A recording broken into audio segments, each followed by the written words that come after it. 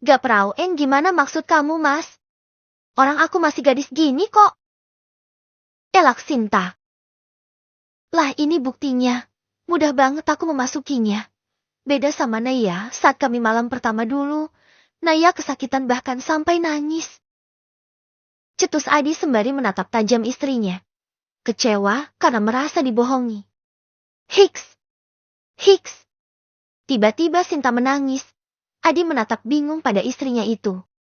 Apakah sudah ketahuan telah menipu Jeti wanita itu menangis? Pikir Adi. Mas maaf. Sebenarnya aku ada sebuah rahasia.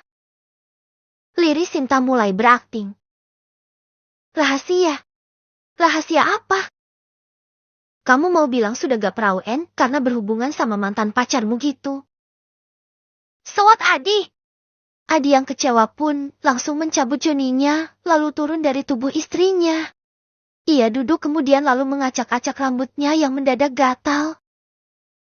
Sinta juga mendudukkan dirinya, kemudian menggeleng.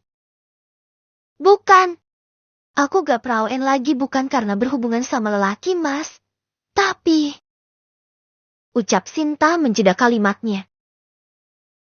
Tapi dulu sewaktu kecil, aku pernah jatuh dari pohon jambu dan keperawananku pecah karena pohon jambunya tinggi sekali. Imbu Sinta melirih. Wajahnya dibuat sesedih mungkin. Kalau kamu gak percaya, tanya saja sama ibu. Ibu tahu kok tragedi itu. Dulu anuku sempat sakit dan bengkak. Dan almarhum, bapak sama ibu yang merawat. Imbu Sinta lagi. Adi mulai termakan dengan alasan Sinta. Jeti, kamu? Iya mas, aku emang udah gak perauen karena jatuh dari pohon jambu. Tapi bukan karena berhubungan sama lelaki. Kamu adalah lelaki pertama yang menyentuhku. Kata Sinta dengan sungguh-sungguh. Ayo keluar, dan tanyakan ke ibu supaya mas percaya. Sinta bersiap mengajak suaminya untuk keluar kamar. Gak perlu. Mas percaya kok. Adi pun lulu juga. Beneran mas? Iya. Sinta pun tersenyum lebar, lalu memeluk erat-erat suaminya itu. Aku sangat mencintaimu mas. Maaf ya aku gak jujur dari awal. Itu karena aku takut kehilanganmu. Liris Sinta. Adi pun membalas pelukan istrinya itu. Iya aku maafkan. Yang penting hilangnya keperawananmu bukan karena berhubungan dengan lelaki. Sinta melepaskan pelukannya. Terus ini mau dilanjut? Adi tersenyum. Ayo. Sinta malah menahan dada bidang Adi. Kenapa? Alis Adi terangkat sebelah. Mas, aku pengen di atas. Bisiknya dengan suara sensual. Tanpa babi bu Sinta langsung menduduki Adi dan memasukkan itunya. Setelah masuk sempurna, Sinta mulai bergoyang dengan hebohnya. Adi sampai dibuat melemerak oleh kelakuan binal Sinta. 10 menit kemudian Adi pun kembali mencapai puncaknya. Udah Sin udah, mas udah keluar. Adi berseru lantaran Sinta masih terus bergoyang. Loh udahan mas. Sinta lagi-lagi dibuat menganga. Iya udah keluar, udah turun ah. Mas lemes banget ini. Sinta pun turun dengan wajah cemberut. Ia belumlah puas. Mau protes tapi hubungan keduanya baru saja membaik. Sinta pun akhirnya diam dan memilih tidur. Saat menoleh, Adi sudah terlelap.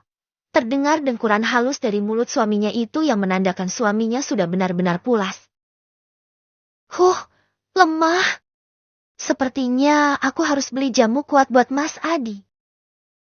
Batin Sinta menggerutu kemudian ikut terlelap. Dari mana saja kamu?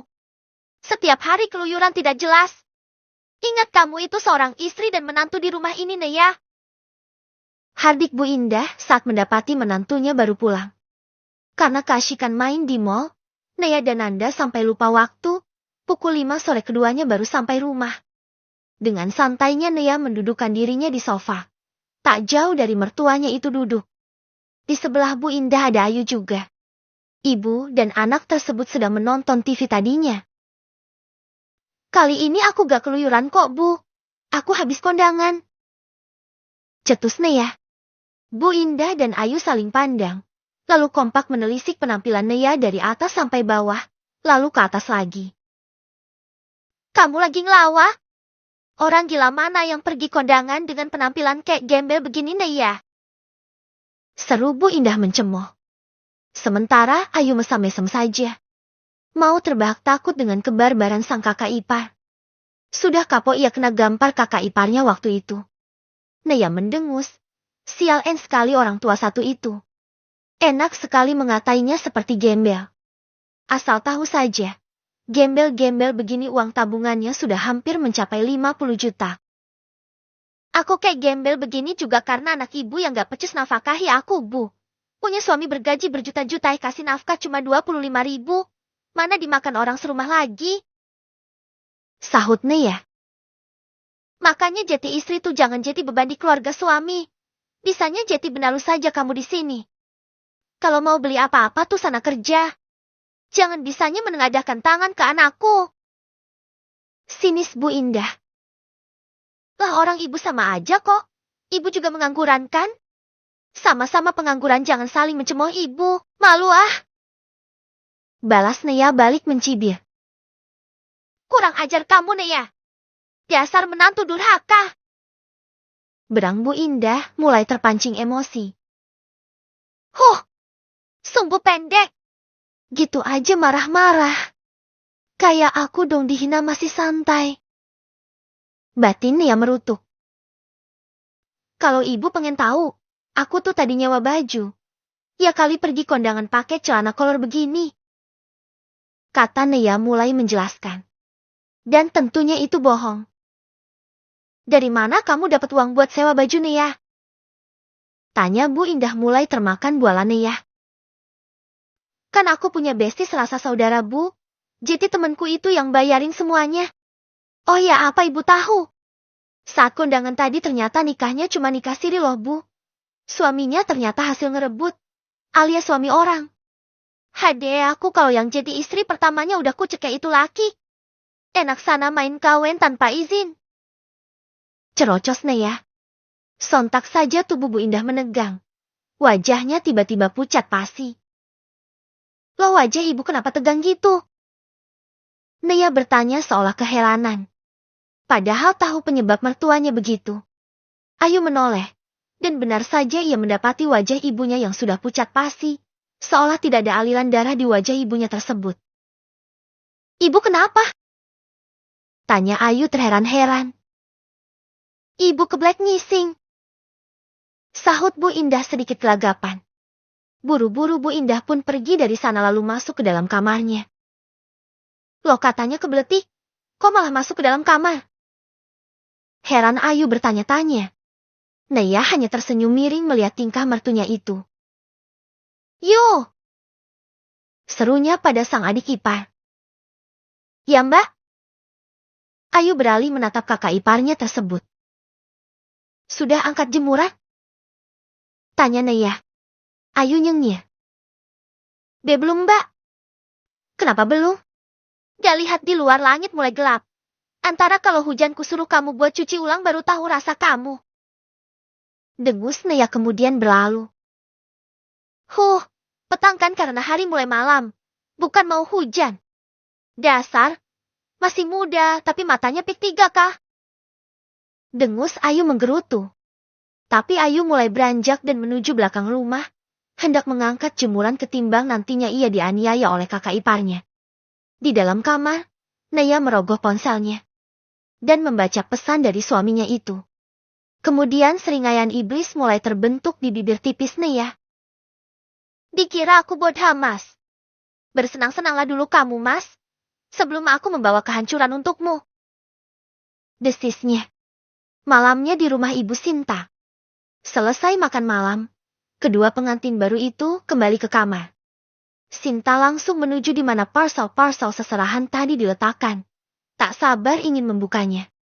Senyum Sinta langsung luntur seketika saat sudah membuka dan menyentuh tas hasil seserahan tadi pagi. Mas, kenapa? Kenapa kamu beli tas murahan begini? Ini harganya cuma 50 ribuan. Amuk Sinta sembari melempar tas tersebut ke arah Adi. Kemudian Sinta kembali membuka parcel yang lain. Apa ini? Dan ini? Ini juga? Ya ampun mas, ini semuanya murahan. Gak layak pakai. Kamu itu niat gak sih nikahin aku? Kenapa semuanya barang murah begini? Sinta akhirnya mengamuk dan melempar-lempar baju sepatu mukena dan juga alat make up yang serba murah itu. Adi pun merasa tersinggung. Dan ini ya ampun, cincin kawinnya kenapa kecil dan tipis begini? Mana mas muda lagi? Mas kamu benar-benar ya? Sinta menganga tak percaya dengan semua seserahan dari keluarga Adi. Dari luar tampak bagus. Tapi saat dibuka, ternyata bahannya murahan. Pasti belinya di pasar, bukannya di mall. Jangan melunjak kamu, Sin. Bukannya kamu sendiri yang meminta cepat dinikahi padahal tahu ekonomiku sedang memburuk. Desis Adi menahan geram. Ya tapi gak barang murahan juga kali mas. Aku udah setuju loh nikahan sederhana. Protes Sinta tak mau kalah. Halah sudahlah. Kamu kira aku gak habis banyak? Uang gajiku bulan ini sampai habis buat nyiapin pernikahan ini Sinta. Balas Adi tak mau kalah. Ya itu kan memang kewajiban kamu mas. Pekik Sinta.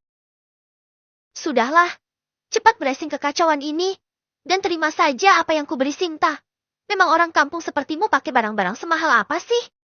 Orang kulihat baju dan tasmu juga pasaran di pasar kok. Sinis Adi kemudian berlalu. Sinta mengepalkan kedua tangannya. Memang benar ia hanya orang kampung dan juga semua pakaiannya sederhana yang belinya juga dari pasar. Tapi kan ia sudah berharap yang tinggi-tinggi dari Adi. Secara Adi kan kepala bagian di pabrik tempatnya bekerja. Setidaknya mampu membelikan barang bagusan dikit. Bukan malah tas harga 50 ribuan, baju 70 ribuan. Sendal juga mungkin harga 30 ribuan. Ya ampun, Sinta rasanya rugi bandar dinikahi oleh Adi. Ya ampun, pusing sekali kepalaku. Desis Sinta sembari memijit kepalanya. Perlahan tangannya turun ke bawah dan mengelus perutnya yang rata itu.